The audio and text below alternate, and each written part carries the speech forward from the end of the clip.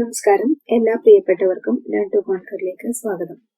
2021 മുതൽ ചോദിച്ചിട്ടുള്ള degree level maths question series ആണ് നമ്മളിപ്പോൾ ചെയ്തുകൊണ്ടിരിക്കുന്നത്. ആദ്യമായിട്ട് കാണുന്നവര് ചാനൽ ഒന്ന് സബ്സ്ക്രൈബ് ചെയ്യുക. അതുപോലെ നിങ്ങളുടെ വലിയ അഭിപ്രായങ്ങൾ കമന്റ് ചെയ്യുക. നമുക്ക് ഇന്നത്തെ ക്ലാസ്സിലേക്ക് കിടക്കാം. ആദ്യത്തെ ക്വസ്റ്റ്യൻ, 3, 8, 13, 18 എന്ന ശ്രേണിയുടെ എത്രാമത്തെ പദമാണ് 78? 3, 8, 13, 18 ഇതിങ്ങനെ കണ്ടിന്യൂ ചെയ്യുന്നു. ഇവിടെ ഒരു പദമുണ്ട് 78. 78 എന്നത് എത്രാമത്തെ പദമാണെന്നാണ് ചോദിച്ചിരിക്കുന്നത്. ഈ 78നെ നമ്മൾ അവസാന പദമായിട്ട് കൺസിഡർ ചെയ്യുന്നു. 3 സ്റ്റാർട്ട് ചെയ്തിട്ട് 78 വരെ പോകുന്ന ഒരു ശ്രേണിയാണിത്. അങ്ങനെയാണെങ്കിൽ ഒരു സമാന്തര ശ്രേണിയുടെ പദങ്ങളുടെ എണ്ണം കാണാൻ വേണ്ടിയിട്ടുള്ള സൂത്രവാക്യം എന്താണ്? n = last term minus first term divided by പൊതുവ്യത്യാസം പ്ലസ് 1. ഇതാണ് ഒരു സമാന്തര ശ്രേണിയുടെ പദങ്ങളുടെ എണ്ണം കാണാനുള്ള സൂത്രവാക്യം. ഇവിടെ 78 എത്രാമത്തെ പദമാണെന്ന് ചോദിച്ചു കഴിഞ്ഞാൽ ഇതിൽ ആകെ എത്ര പദങ്ങളുണ്ട്, അത്രാമത്തെ പദമാണ് 78. ആ രീതിയിൽ നമുക്ക് എടുക്കാം. അതുകൊണ്ട് എന്നിന്റെ വാല്യൂ കണ്ടു കഴിഞ്ഞാൽ അതാണ് 78 എത്രാമത്തെ പദം എന്നതിനുള്ള ആൻസർ. അപ്പൊ ഇതില് ലാസ്റ്റ് ടേം എത്രയാണ് നമ്മൾ എടുക്കുന്നത്? 78 മൈനസ് ഫസ്റ്റ് ടേം എത്രയാണ്? 3 ഡിവൈഡഡ് ബൈ പൊതുവ്യത്യാസം എത്രയാണ്? 8 3 കുറക്കുക, അല്ലെങ്കിൽ 13 8 കുറക്കുക. അപ്പോ നമുക്ക് 5 കിട്ടും plus 1.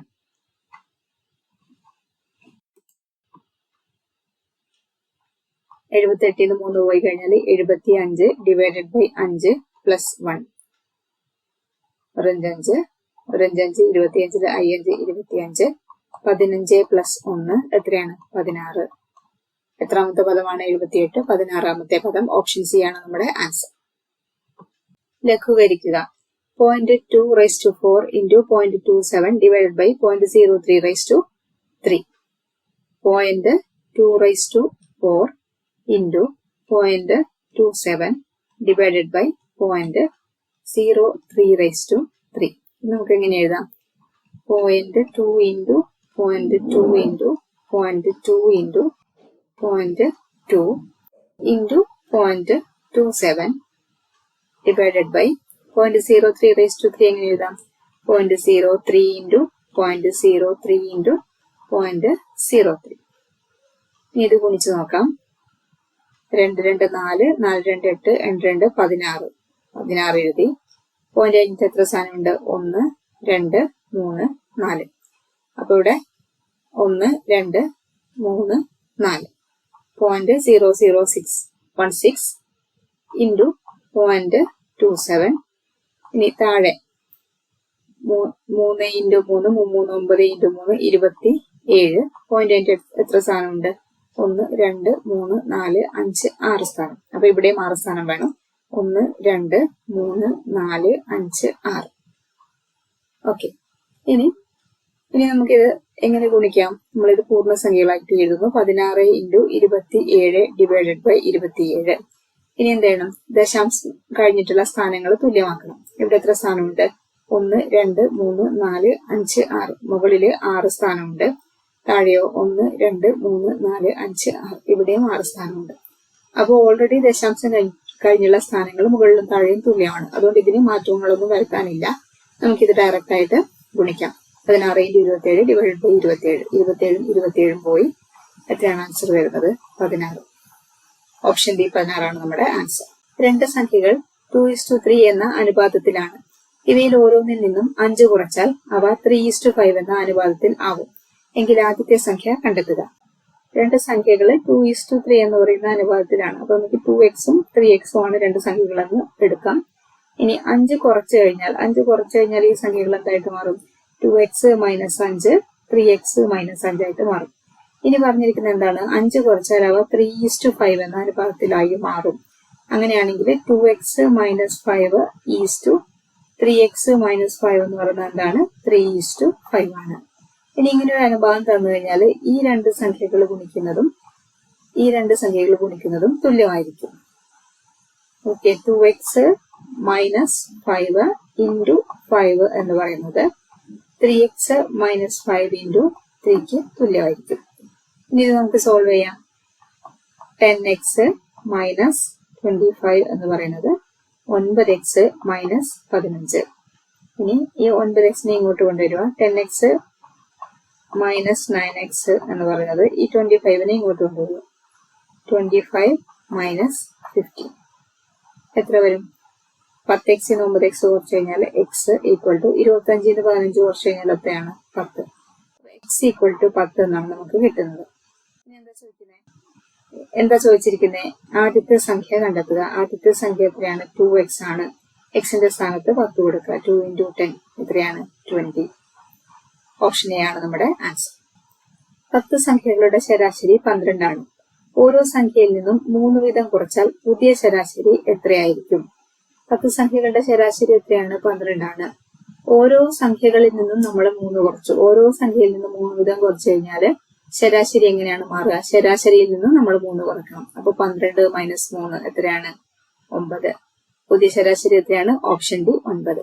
3x minus y equal to 2187 3x plus y 243 ആണെങ്കിൽ എക്സിന്റെ മൂല്യം എത്ര? 3x മൈനസ് y എത്രയാണ്? 2187. നമുക്ക് 2187നെ 3 വെച്ച് ഫാക്ടറൈസ് ചെയ്ത് നോക്കാം. 2187 ഹരിക്കണം 3. 7 3 21 2 3 6 ശിഷ്ടം 2 27 9 3 27. പിന്നെ 3 കൊണ്ട് ചെയ്യാം. 2 3 6 ശിഷ്ടം 1 12 4 3 12 3 3 9 8 3 24 1 3 3 2 3 6 21 7 3 21 9 3 27 3 9 1. നമുക്ക് ഇങ്ങനെ എഴുതാം. 1 2 3 4 5 6 7. 3/7 3x മൈനസ് y എന്നത് 3/7 ആക്കാം. ഇപ്പൊ നമുക്ക് ബേസ് സെയിം ആണ്, 3 തന്നെയാണ്. അതുകൊണ്ട് നമുക്ക് ഈ പവറിന് നമുക്ക് ഇക്വേറ്റ് ചെയ്യാം. x minus y equal to 7 എന്ന് എഴുതാം. ഇനി അടുത്ത കാര്യം എന്താ പറഞ്ഞിരിക്കുന്നത്? 3x പ്ലസ് y എന്ന് പറയുന്നത് 243. അപ്പൊ 243 നമുക്ക് 3 വെച്ച് ഫാക്ടറൈസ് ചെയ്ത് നോക്കാം. 243 ഹരിക്കണം 3. 8 3 24 1 3 3 2 3 6 21 7 3 21 9 3 27 3 3 9 1 എത്ര വരും? 1 2 3 4 5. അപ്പൊ ഇത് 3/5. 3x പ്ലസ് വൈനെ നമ്മൾ 3/5 ഇക്വേറ്റ് ചെയ്തു. ഇവിടെ ബേസ് സെയിം ആണ്. അപ്പോൾ x plus Y equal to 5 എന്ന് നമുക്ക് എഴുതാം. നോക്കിക്കേ, ഇത് x minus Y equal to 7 എന്ന് കിട്ടി. x plus Y equal to 5 കിട്ടി. ഇനി ഇത് രണ്ടും നമ്മൾ ആഡ് ചെയ്താൽ എന്ത് വരും? 1 പ്ലസ് 2 എന്ത് വരും? x minus Y equal to 7 plus x plus Y equal to 5. എക്സും 2x പ്ലസ് വൈയും മൈനസ് വൈയും 0 ആയി. 7 5 12. 2x equal to 12. x 12/2 x equal to 6 എന്ന് കിട്ടും. എക്സിന്റെ മൂല്യമാണല്ലോ നമ്മളോട് ചോദിച്ചിരിക്കുന്നത്. ഓപ്ഷൻ സി 6 ആണ് നമ്മുടെ ആൻസർ. എഡ്വിൻ 11 മണിക്കൂറിൽ ഒരു യാത്ര പൂർത്തിയാക്കുന്നു. തന്റെ യാത്രയുടെ ആദ്യ പകുതി 20 കിലോമീറ്റർ പെർ മണിക്കൂറിലും രണ്ടാം പകുതി 24 കിലോമീറ്റർ പെർ മണിക്കൂറിലുമാണ് യാത്ര ചെയ്തത് എങ്കിൽ എഡ്വിൻ സഞ്ചരിച്ച ദൂരം കിലോമീറ്ററിൽ കണ്ടെത്തുക. എഡ്വിൻ യാത്ര പൂർത്തിയാക്കാനെടുത്ത സമയം തന്നിട്ടുണ്ട്. സമയം എത്രയാണ്? 11 മണിക്കൂറാണ്. യാത്രയുടെ ആദ്യ പകുതി ഏത് സ്പീഡിലാണ് പോയത്? S1 സ്പീഡ് 1 20 കിലോമീറ്റർ പെർ മണിക്കൂറിലാണ് പോയത്. അതുപോലെ രണ്ടാം പകുതി S2 24 കിലോമീറ്റർ പെർ മണിക്കൂറിലാണ് പോകുന്നത്. ഓക്കെ, അങ്ങനെയാണെങ്കിൽ ഇവിടെ ദൂരമാണ് ചോദിച്ചിരിക്കുന്നത്. അപ്പോൾ ദൂരം distance equal to speed into time. അപ്പോൾ ടൈം 11 അവരാണെന്ന് അറിയാം. സ്പീഡ് 2 സ്പീഡ് തന്നിട്ടുണ്ട്. അപ്പോൾ 2 സ്പീഡിൽ ഏത് സ്പീഡാണ് നമ്മൾ എടുക്കുക? അപ്പോൾ ഇങ്ങനെയുള്ള സമയത്ത് നമ്മൾ ആവറേജ് സ്പീഡ് കാണണം. അപ്പോൾ ഇവിടെ പറയുന്നത് യാത്രയുടെ ആദ്യ പകുതി 20 കിലോമീറ്റർ പെർ മണിക്കൂറിലും രണ്ടാം പകുതി 24 കിലോമീറ്റർ പെർ മണിക്കൂറിലുമാണ് യാത്ര ചെയ്യുന്നത്. അതായത് 2 തുല്യ ദൂരങ്ങളാണ് ഇവിടെ സഞ്ചരിക്കുന്നത്. 2 തുല്യ ദൂരം സഞ്ചരിക്കുമ്പോൾ നമ്മളിങ്ങനെ ആവറേജ് സ്പീഡ് കാണും. നമുക്ക് LCM മെത്തേഡ് വെച്ചിട്ട് കാണാം. 20ൻ്റെയും 24ൻ്റെയും LCM എത്രയാ? 20 24. 2 കൊണ്ട് പോകും. 10 2 20, 12 2 24. പിന്നെയും 2 കൊണ്ട് പോകും. 5 2 10, 6 2 12. കഴിഞ്ഞില്ലേ? 6 2 12, 12 ഇൻറ്റു 10 എത്ര വരും? 120 ആണ് നമ്മുടെ LCM. 120. 20 120 ആവാൻ 6 കൊണ്ട് ഗുണിക്കണം. 24 120 ആവാൻ 5 കൊണ്ട് ഗുണിക്കണം അല്ലേ? 14 20 6 2 22 12. ഓക്കെ. അപ്പോൾ ഇവിടെ എങ്ങനെയാണ് നമ്മൾ ആവറേജ് സ്പീഡ് കാണുന്നത്? ഈ 120 ഡിവൈഡഡ് ബൈ 6 + 5 എത്രയാണ്? 11. പിന്നെ ഇത് തുല്യ ദൂരമായതുകൊണ്ട് ഇൻറ്റു 2. 2 തുല്യ ദൂരമായതുകൊണ്ട് ഇൻറ്റു 2. ഇതാണ് നമ്മുടെ ആവറേജ് സ്പീഡ്. എത്ര വരും? 120 × 2 240 ഡിവൈഡഡ് ബൈ 11. ഇതാണ് നമ്മുടെ ആവറേജ് സ്പീഡ്. ഇനി ഈ സ്പീഡ് നമുക്ക് ഈ ഇക്വേഷനിൽ ഇട്ട് കൊടുക്കാം. സ്പീഡിൻ്റെ സ്ഥാനത്ത് 240/11 ഇൻറ്റു ടൈം എത്രയാണ്? 11 മണിക്കൂർ. അപ്പോൾ ഇവിടെ 11 11 പോയി 240 കിലോമീറ്റർ ആണ് നമ്മുടെ ഡിസ്റ്റൻസ്. ഓപ്ഷൻ ഡി ആണ് കറക്റ്റ് ആൻസർ. 2 സ്ത്രീകളും 5 പുരുഷന്മാരും ചേർന്ന് 4 ദിവസം കൊണ്ട് പൂർത്തിയാക്കുന്ന ജോലി 3 സ്ത്രീകളും 6 പുരുഷന്മാരും ചേർന്ന് 3 ദിവസം കൊണ്ട് പൂർത്തിയാക്കും എങ്കിൽ ഒരു പുരുഷൻ അതേ ജോലി പൂർത്തിയാക്കാൻ എത്ര ദിവസം എടുക്കും? അപ്പോൾ ഇവിടെ നമ്മൾ work equal to efficiency into time എന്നാണ് ഇവിടുത്തെ ഇക്വേഷൻ നമ്മൾ യൂസ് ചെയ്യുന്നത്. വർക്ക് കാണാൻ വേണ്ടിയിട്ട് എഫിഷ്യൻസി കഴിവ് ഇൻറ്റു സമയമാണ് യൂസ് ചെയ്യുന്നത്. ക്വസ്റ്റ്യനിൽ എന്തൊക്കെയാണ് തന്നിരിക്കുന്നത്? 2 സ്ത്രീകളും 5 പുരുഷന്മാരും ചേർന്ന് 4 ദിവസം കൊണ്ട് പൂർത്തിയാക്കുന്ന ജോലി. അപ്പോൾ ജോലി നമുക്ക് എങ്ങനെ കാണാം? 2 സ്ത്രീകൾ 2 ഇൻറ്റു ഈ W എന്ന് പറഞ്ഞത് ഒരു വുമണിൻ്റെ എഫിഷ്യൻസിയാണ്. അപ്പോൾ 2 സ്ത്രീകൾ ചെയ്യുമ്പോൾ 2 ഇൻറ്റു W ആണ് എഫിഷ്യൻസി അവിടെ വരുന്നത്. പ്ലസ് 5 പുരുഷന്മാർ 5 ഇൻറ്റു M 5M ഇൻറ്റു 4 ദിവസം ടൈം 4 ദിവസം. ഇതാണ് വർക്ക്. ഇനി വേറൊരു കണ്ടീഷൻ കൂടി പറഞ്ഞിരിക്കുന്നത് എന്താണ്? 3 സ്ത്രീകളും 6 പുരുഷന്മാരും ചേർന്ന് 3 ദിവസം കൊണ്ട് തീർക്കും. അങ്ങനെയാണെങ്കിൽ വർക്കിനെ നമുക്ക് വേറൊരു രീതിയിൽ എഴുതാം. എങ്ങനെ? 3 വുമൺ പ്ലസ് 6 മെൻ ഇൻറ്റു 3. ഇതും കറക്റ്റാണ്. അപ്പോൾ ആദ്യത്തെ ഇക്വേഷൻ ഇതാണ്, രണ്ടാമത്തെ ഇക്വേഷൻ ഇതാണ്. ഇനി നമ്മളോട് ചോദിച്ചിരിക്കുന്നത് എന്താണ്? ഒരു പുരുഷൻ അതേ ജോലി പൂർത്തിയാക്കാൻ എത്ര ദിവസം എടുക്കുമെന്നാണ്. അപ്പോൾ ഇതിൽ നിന്ന് നമുക്ക് വർക്ക് എത്രയാണെന്ന് കാണാം. ഇപ്പോൾ ആദ്യത്തെ ഇക്വേഷൻ എടുത്താലും രണ്ടാമത്തെ ഇക്വേഷൻ എടുത്താലും വർക്ക് സെയിം ആയിരിക്കും, ചെയ്യാനുള്ള ജോലി സെയിം ആയിരിക്കും. അപ്പോൾ നമുക്ക് ഇത് 2 ഇക്വേഷൻസും ഇക്വേറ്റ് ചെയ്യാം. 2W + 5M ഇൻറ്റു 4 എന്ന് പറയുന്നതും 3W + 6M ഇൻറ്റു 3 എന്ന് പറയുന്നതും തുല്യമായിരിക്കും. കാരണം വർക്ക് സെയിം ആണ്, ആരൊക്കെ ചെയ്താലും വർക്ക് സെയിം ആണ്. അതുകൊണ്ട് ഇത് 2 ഇക്വേഷൻസും തുല്യമായിരിക്കും. അതുകൊണ്ട് നമുക്ക് ഇതൊന്ന് എക്സ്പാൻഡ് ചെയ്യാം. 8W + 20M equal to 3 × 3 9W + 6 × 3 18M. ഇനി 18M ഈ ഭാഗത്തേക്ക് കൊണ്ടുവരിക. 20M - 18M equal to 8W ഇങ്ങോട്ടേക്ക് കൊണ്ടുവരിക. 9W - 8W. 20 നിന്ന് 18 പോയാൽ 2M ഈക്വൽ ടു 9 നിന്ന് 8 പോയാൽ 1W. ഈ W ഇങ്ങോട്ടേക്ക് കൊണ്ടുവരിക. അങ്ങനെയാണെങ്കിൽ M/W ഈക്വൽ ടു 2 ഇപ്പുറത്തേക്ക് കൊണ്ടുപോവുക. 1/2. അതായത് M/W എന്ന് പറയുന്നത് 1:2. എമ്മിൻ്റെ എഫിഷ്യൻസി 1ഉം ഡബ്ല്യുവിൻ്റെ എഫിഷ്യൻസി 2 ആണെന്നും കിട്ടി. എഫിഷ്യൻസി എമ്മിൻ്റേത് 1, ഡബ്ല്യുവിൻ്റേത് 2. മെയിലിൻ്റെ എഫിഷ്യൻസി 1ഉം വിമണിൻ്റെ എഫിഷ്യൻസി 2 ആണെന്ന് നമുക്ക് കിട്ടി. ഇനി എന്ത് ചെയ്യാം? നമുക്ക് വർക്ക് കാണണം. എഫിഷ്യൻസി നമ്മൾ കണ്ടു കഴിഞ്ഞു. ഇനി നമുക്ക് വർക്ക് കാണണം. വർക്ക് കാണണമെങ്കിൽ ഈ ഒരു ഇക്വേഷനിലോ എഫിഷ്യൻസി ഇട്ട് കൊടുത്താൽ മതി. നമ്മളിപ്പോൾ ആദ്യത്തെ ഇക്വേഷനിൽ ഇട്ട് കൊടുത്ത് നോക്കാം. അങ്ങനെയാണെങ്കിൽ work equal to 2 into W, 2 into വുമണിൻ്റെ efficiency 2 plus 5 into M, 5 into മെന്നിൻ്റെ എഫിഷ്യൻസി എത്ര? 1 ഇൻറ്റു 4 ആണ് വർക്ക്. 2 2 4 പ്ലസ് 5 ഇൻറ്റു 4, 5ഉം 4ഉം 9, 9 ഇൻറ്റു 4 എത്രയാണ്? 36 ആണ് ഇവിടുത്തെ വർക്ക്. വർക്ക് നമുക്ക് കിട്ടിക്കഴിഞ്ഞു. 36 ആണ് നമ്മുടെ വർക്ക്. ഇനി എന്താ ചോദിച്ചിരിക്കുന്നത്? ഒരു പുരുഷൻ അതേ ജോലി പൂർത്തിയാക്കാൻ എത്ര ദിവസം എടുക്കും? സമയമാണ് ചോദിച്ചിരിക്കുന്നത്. അപ്പോൾ ഈ ഒരു ഇക്വേഷന് സമയം നമുക്ക് എങ്ങനെ കാണാം? ഈനെ ഇങ്ങോട്ടേക്ക് കൊണ്ടുവരിക. വർക്ക് ബൈ എഫിഷ്യൻസി ആണ് സമയം. വർക്ക് ബൈ എഫിഷ്യൻസി ആണ് സമയം. ഇവിടെ വർക്ക് എത്രയാണ്? ഇവിടെ പുരുഷൻ ചെയ്യുന്ന സമയമാണ് ചോദിച്ചിരിക്കുന്നത്. വർക്ക് 36. പുരുഷൻ്റെ എഫിഷ്യൻസി ഇവിടെ 1 എന്ന് കിട്ടിയിരിക്കുന്നു. 36/1. അപ്പോൾ എത്ര ദിവസം എടുക്കും? 36 ദിവസം എടുക്കും. ഓപ്ഷൻ എ ആണ് നമ്മുടെ ആൻസർ. 5.2 സെൻറ്റിമീറ്റർ വ്യാസമുള്ള ഒരു ലോഹഗോളം ഉരുക്കി 5.2 സെൻറ്റിമീറ്റർ ആരമുള്ള ഒരു സിലിണ്ടർ നിർമ്മിക്കുന്നു. സിലിണ്ടറിൻ്റെ ഉയരം കണ്ടുപിടിക്കുക. ഇവിടെ ലോഹഗോളം ഉരുക്കി ഒരു സിലിണ്ടർ നിർമ്മിക്കുന്നു. അങ്ങനെയാണെങ്കിൽ ലോഹഗോളത്തിന്റെ വ്യാപ്തവും സിലിണ്ടറിന്റെ വ്യാപ്തവും തുല്യമായിരിക്കും. ലോഹത്തിന്റെ വ്യാപ്തം എത്രയാണ്? 4/3 πr³ ആണ് ലോഹത്തിന്റെ വ്യാപ്തം.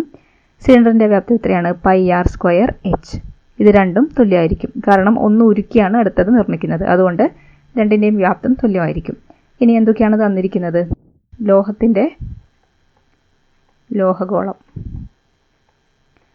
ലോഹഗോളത്തിന്റെ വ്യാസം ഡയമീറ്റർ തന്നിട്ടുണ്ട് 5.2 സെന്റിമീറ്റർ.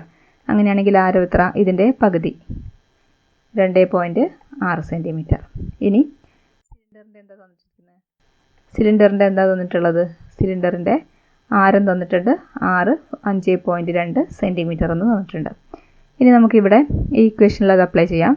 4/3 × π × r. ലോഹത്തിന്റെ ആരം എത്രയാണ്? 2.6 ആണ്.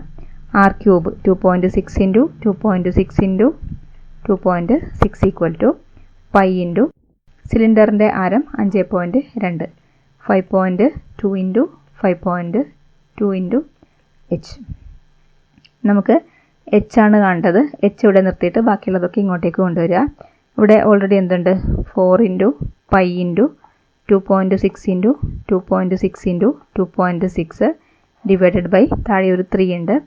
പിന്നെ പൈ ഇങ്ങോട്ട് വരുമ്പോൾ ഇവിടെ താഴെ എഴുതാൻ പൈ. അത് കഴിഞ്ഞിട്ട് 5.2 × 5.2 = h. ഇവിടെ പൈയും പൈയും കട്ടായി. 2.6ന്റെ ഇരട്ടിയാണ് 5.2. അപ്പോൾ 2.6 പോയി, ഇവിടെ 2, ഇത് പോയി, ഇവിടെ 2, 2ഉം 4ഉം 2, 2, 2 പോയി. എന്തൊക്കെയാണ് ബാക്കി വരുന്നത്? 2.6/3 = h എന്ന് വരും. 2.6/3 നമുക്ക് എങ്ങനെ എഴുതാം? 26/3 × 10. കാരണം മുകളിൽ ഒരു ദശാംശ സ്ഥാനമുണ്ട്, താഴെ ദശാംശ സ്ഥാനമില്ല. അപ്പോൾ താഴെ 10 കൊണ്ട് ഗുണിച്ചു. ഇത് പൂർണ്ണസംഖ്യയായിട്ട് എഴുതി. 26/3 എത്രയാ? 26/3 8 3 24 ശിഷ്ടം 2 പോയിന്റ് ഇട്ടു.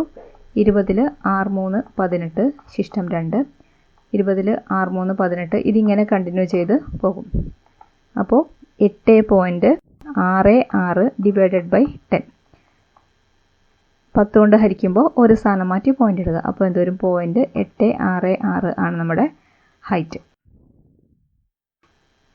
തന്നിരിക്കുന്ന ഓപ്ഷനിൽ അങ്ങനെ ഒരു ആൻസർ ഇല്ല. അതുകൊണ്ട് ഈ ക്വസ്റ്റ്യൻ ഡിലീറ്റഡ് ആണ്. ആൻസർ എത്രയാണ്? 8.866 ആണ് നമ്മുടെ ആൻസർ. കിരൺ ഒരു സ്വകാര്യ സാമ്പത്തിക സ്ഥാപനത്തിൽ ജോലി ചെയ്യുകയായിരുന്നു. അദ്ദേഹം 12% വാർഷിക പലിശ നിരക്കിൽ 50,000 രൂപ അർദ്ധവാർഷിക കാലയളവിൽ സംയുക്തമായി നിക്ഷേപിച്ചു. ഒരു വർഷത്തിന് ശേഷം കിരണിന് തിരികെ ലഭിക്കുന്ന തുക എത്ര? ഇവിടെ സംയുക്തമായി എന്ന് പറഞ്ഞു കഴിഞ്ഞാൽ എന്താണ്? കൂട്ടുപലിശയാണ് ഉദ്ദേശിക്കുന്നത്. അദ്ദേഹത്തിൻ്റെ പലിശ നിരക്ക് എത്രയാണ്? റേറ്റ് ഓഫ് ഇൻട്രസ്റ്റ് 12% പറഞ്ഞിരിക്കുന്നു. മുതൽ എത്രയാണ്? മുതൽ 50,000 രൂപ. അർദ്ധവാർഷിക കാലയളവ്, അർദ്ധവാർഷികം എന്ന് പറയുമ്പോൾ നമ്മൾ ഇത് ഒരു വർഷത്തിന് ശേഷമുള്ള കാര്യമാണ് ചോദിച്ചിരിക്കുന്നത്. അർദ്ധവാർഷികം 1 വർഷം എന്നുള്ളത് നമ്മൾ 2 കൊണ്ട് ഗുണിക്കുക, അതായത് 2 വർഷം.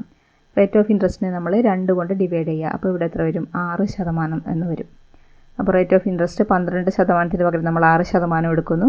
വർഷം, ഒരു വർഷത്തിന് പകരം നമ്മൾ 2 വർഷം എടുക്കുന്നു. എന്തുകൊണ്ടാണ്? അർദ്ധവാർഷികമായതുകൊണ്ട്. ഇനി നമ്മൾ 2 വർഷം, ഇപ്പോൾ 2 വർഷത്തേക്കുള്ള കൂട്ടുപലിശയാണ് കാണേണ്ടത്.